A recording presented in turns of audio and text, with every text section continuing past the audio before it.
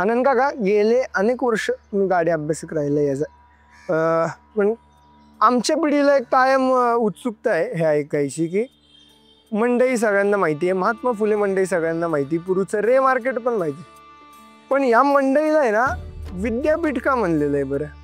खरा आणि खूप सविस्तर माहिती देऊ शकेल असा हा प्रश्न आहे. मंडई विद्यापीठ ही संकल्पना ज्येष्ठ पत्रकार वि.स. माडीवाले यांनीच प्रत्यक्षात सगळ्यांना जनतेच्या मुखात आणि प्रत्यक्ष वृत्तपत्रामध्ये लिहिताना हा उल्लेख वारंवार केला, कारण त्याच्यामागे त्यांचेही काही विचार होते, त्यांचेही काही अनुभव होते. मंडई विद्यापीठ म्हटल्यानंतर एक गोष्ट आपण लक्षात घेतली पाहिजे की या महात्मा फुले मंडईमध्ये प्रत्यक्ष शेतामध्ये राबणाऱ्या शेतकऱ्यापासून शेतमजूर, शेतकरी, नंतर वाहतूक व्यावसायिक, प्रत्यक्ष इथले आडते व्यावसायिक, प्रत्यक्ष भाजीपाला विकणारे, वाहतूक करणारे, असे सर्वजण आणि ग्राहक, असा सर्व जाती भेदा व्यतिरिक्तचा समाज हा या मंडई विद्यापीठ या संकल्पनेमध्ये अंतर्भूत आहे. मग हे सर्व लोक एकमेकांनी ही एक जीवन साखळी आहे. मग या जीवन साखळीच्या निमित्ताने परस्परांबद्दलचा आदरभाव आणि त्या निमित्ताने देश आणि धर्माचं, समाजाचं जागरण आणि हित हा विचार आपसूकपणे या सगळ्या संकल्पनेमध्ये जुळत गेला. आता हे मंडई विद्यापीठ जे आहे तर आता सांगितलेले सगळे समाज घटक की प्रत्यक्ष शेतावर राबणारा शेतमजूर, शेतकरी ते थेट ग्राहकांपर्यंत अनेक जण या सगळ्या व्यवसायामध्ये, या जीवन साखळीमध्ये सगळे गुंतलेले आहेत. मग आता ह्या सगळ्या साखळीचा आपण जेव्हा विचार करतो तेव्हा इथे एकमेकांना पूरक असा जो विचार आहे, एकमेकांना सहाय्यक असा जो विचार आहे आणि त्याला जोडून मंडई गणपतीच्या गणेशोत्सवाच्या माध्यमातून जी काही संकल्पना, सामाजिक समरसतेची जी काही संकल्पना आपसूक, तिथं काही कुठलाही कोर्स अशा पद्धतीचा किंवा अभ्यासक्रम अशा पद्धती, ही एक जीवन जगण्याची पद्धती आहे की जी अनेक पिढ्या या ठिकाणी शिकत गेलेल्या आहेत. आता आपण जर अगदी साधं उदाहरण जरी लक्षात घेतलं, टिळक पुतळ्यासमोर जर आपण उभं राहिलो तर आपल्या असं लक्षात येतं की या टिळक पुतळ्याच्या उजव्या हाताला अत्तार गल्ली आहे. मग या अत्तार गल्लीमध्ये जे आपल्या संस्कृतीमध्ये जेवढे म्हणून सण आहे तेवढ्या सणांना लागणारं सर्व साहित्य हे त्या अत्तार गल्लीमध्ये विकत मिळतं. आता हे आपण लक्षात घेतलं पाहिजे की सर्व सण, सर्व धर्मांचे सण, त्याला जे साहित्य लागतं ते ह्या अत्तार गल्लीमध्ये मिळतं. बरोबर. आता या टिळक पुतळ्याच्या मागच्या बाजूला जे काही पूजेसाठी विड्याची पानं लागतात तर हे विकणारा तांबोळी समाज आहे. आपण ही एक नावं, एक जमात, एक समाज, ह्या गोष्टी आपण लक्षात घेतल्या पाहिजेत आणि या सगळ्यांच्या साखळीमधून अप्रत्यक्षपणे कसं सामाजिक समरसता ही या ठिकाणी उद्घोषित होती आहे, विकसित होती आहे, ही गोष्ट आपण लक्षात घेतली पाहिजे. विड्याची पानं विकणारा तांबोळी समाज आहे. 5 फळं विकणारे जे आहेत हे बागवान मंडळी आहेत. कुठल्याही उत्सवाला, सजावटीसाठी जे साहित्य लागतं ते साहित्य बोरेआळीमध्ये मिळतं. रस्त्यावरचे मंडई परिसरातल्या कुठलाही रस्त्यावरचा जर आपण कुठलाही विक्रेता जर पाहिला तर हा जो विक्रेता आहे, हा विक्रेता देशभरातल्या प्रत्येक प्रांतातून त्या प्रांताची जी खासियत आहे, ही खासियत त्या ठिकाणी पूजा साहित्य म्हणून किंवा त्याच्या पोटापाण्याचा व्यवसाय म्हणून तो सणावाराला विकायला येत असतो. हा रस्त्यावर जगणारा माणूस आहे, पण त्याला अप्रत्यक्षरित्या जगण्याचे जे काही धडे मिळतात त्याच्या पोटापाण्याची जी भ्रांत आहे ती आपली संस्कृती निभावती आहे, ही गोष्ट आपण लक्षात घेतली पाहिजे. आता साधी गोष्ट आहे की आपण जर आरतीचं तबक आपण लक्षात घेतलं तर या आरतीच्या तबकामध्ये बाप्पाची देवाची मूर्ती असते. या मूर्तीसाठी जे शाडू आणि प्लॅस्टर लागतं ते गुजरात, कच्छ या सगळ्या भागामधून येतं. आपण एकेका गोष्टीचा विचार केला पाहिजे. या मूर्ती घडवणारे कलाकार कोण आहेत तर ते पेण, कोल्हापूर या सगळ्या भागातले कलाकार आहेत. म्हणजे अप्रत्यक्षरित्या सणावाराच्या निमित्ताने सामाजिक समरसता कशी साधली जाते आणि हे धडे ज्या विद्यापीठामध्ये मिळतात ते मंडई विद्यापीठ, ही संकल्पना कशी विकसित होत गेली ही गोष्ट आपण लक्षात घेतली पाहिजे.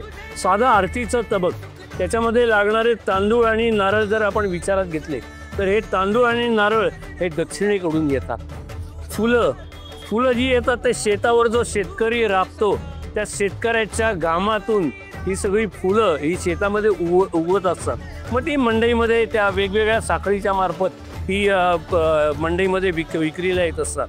आता हार फुलं ओढणारा जो कोणी आहे, माळी आहे, जो कोणी फुलांचा व्यावसायिक आहे, त्याच्या मेहनतीतून लोकांच्या भक्तांच्या मार्फत ही सगळी हार फुलं बाप्पाच्या चरणी येत असतात. पण या सगळ्यामध्ये समाज कसा, आरतीचं तबक जरी विचारात घेतलं तरी सुद्धा आपल्याला या सगळ्या गोष्टी त्याच्यातून लक्षात येतात. हळदी कुंकवाची पेव म्हणजे हळदी कुंकू तयार करण्याच्या मोठ्या खाणी या उत्तर प्रदेशमध्ये आहेत. त्या प्रदेशामध्ये कोणता समाज हे हळदी कुंकाची निर्मिती करतो ही गोष्ट सुद्धा आपण विचारात घेतली पाहिजे. बाप्पाच्या सजावटीसाठी जी कृत्रिम फुलं तयार होतात, ही कृत्रिम फुलं पंजाबमधून येतात. आता मंडपासाठी बांबू आणि वासे जे येतात ते पश्चिम बंगाल, आसाम या भागामधून येतात. म्हणजे कुठल्याही उत्सवाचा मंडप आणि पूजा साहित्याचा जर विचार केला तर हे अप्रत्यक्षरित्या सामाजिक समरसतेचा धडा देणारं हे विद्यापीठ आहे. ही संकल्पना आपण पक्की लक्षात घेतली पाहिजे. आपल्याकडे 12 बलुतेदार ही ग्रामीण भागातली आपली संस्कृती आहे की समाजाला उपयुक्त असे व्यवसाय करणारे जे 12 बलुतेदार आहेत, ते 12 बलुतेदार या समाज रचनेमध्ये त्यांच्या पोटा पाण्याची आपली संस्कृती काळजी घेत असते. मग या मंडई परिसरामध्ये बुरुड व्यावसायिक आहेत, कुंभार व्यावसायिक आहेत, असे अनेक व्यावसायिक आहेत की जे या ठिकाणी आपापल्या पोटापाण्याची काळजी ही आपली संस्कृती घेत असते. हा जो काही प्रकार आहे की संस्कृती म्हणजे काय, तर ही जी काही प्रत्यक्ष आपण जी काही विद्यापीठ म्हणतो, तर हे विद्यापीठ म्हटल्यानंतर जे काही ठराविक रचनाबद्ध असे चित्र आपल्या डोळ्यासमोर येतात, खडू फळा किंवा पुस्तकं. परंतु ह्या सगळ्या प्रकारामध्ये एक गोष्ट आपण लक्षात घेतली पाहिजे की शब्द पुस्तकात असतात, परंतु शब्दार्थ शिकण्यासाठी, त्याचे अर्थ समजून घेण्यासाठी आयुष्य अपुरं पडतं. आणि ती बिनभिंतीची शाळा म्हणजेच आपलं हे मंडईचं विद्यापीठ. आता आपण जर समजा गणेशोत्सवाचा विचार केला आणि आपल्या मंडळाचा विचार जर समजा आपण अगदी मुद्देसूद असा विचार केला तर आपण एक लक्षात घ्यायचं की गणेशोत्सवाने काय केलं, तर गणेशोत्सव ही कार्यकर्त्यांसाठी कार्यशाळा आहे. म्हणजे आपल्याला उत्सव करायचा आहे, म्हणजे तो संस्कृतीच्या प्रतीकाचा उत्सव करायचा आहे. मग त्याच्यासाठी जनसंपर्क पाहिजे, मग त्याच्यासाठी अर्थकारण आलं, मग जनतेला जाब देणं आलं, मग त्या जाबाचा जो काही आहे त्याच्यातून जनसंपर्क वाढत जातो. मग या जनसंपर्कातून जगावं कसं याचे अप्रत्यक्ष धडे आणि त्यातून देश आणि समाजाचं हित कसं जोपासलं जाईल याचा विचार या उत्सवाने दिलेला आहे. आता आपण जर स्वातंत्र्यापूर्वीचा काळ विचारात घेऊयात, थोडाफार तो काळ विचारात घेऊयात की साधारण 1890चा तो काळ ही गणेशोत्सवाची गंगोत्री मानली जाते.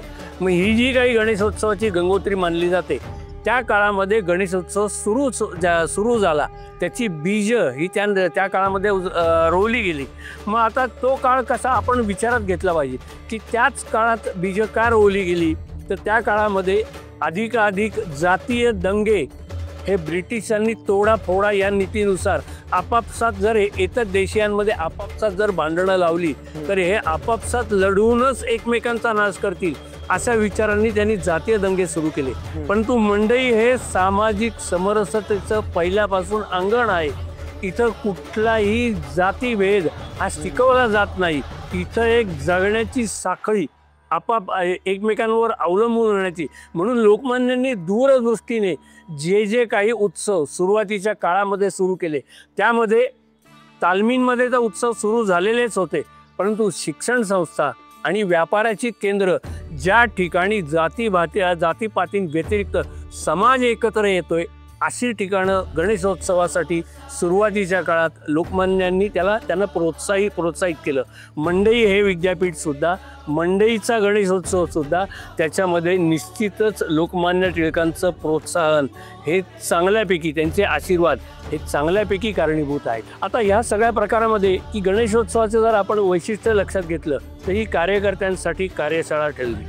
त्याचबरोबर हे कलाकारांचं व्यासपीठ हा सुद्धा एक महत्त्वाचा आपण गोष्ट लक्षात घेतली पाहिजे. हे कलाकारांचं व्यासपीठ कसं झालं तर या उत्सवामध्ये जनजागृतीसाठी मेळे सुरुवातीला सादर केले जायचे की धनगरी काठ्या हातामध्ये घेऊन त्यांना घुंगरं बांधलेली आणि त्या मेळ्यांच्या माध्यमातून काही जनतेला संदेश मेळ्यातली कवनं, कारण ती त्या भाषेमध्ये असायची की जी ब्रिटिशांना समजायची नाहीत.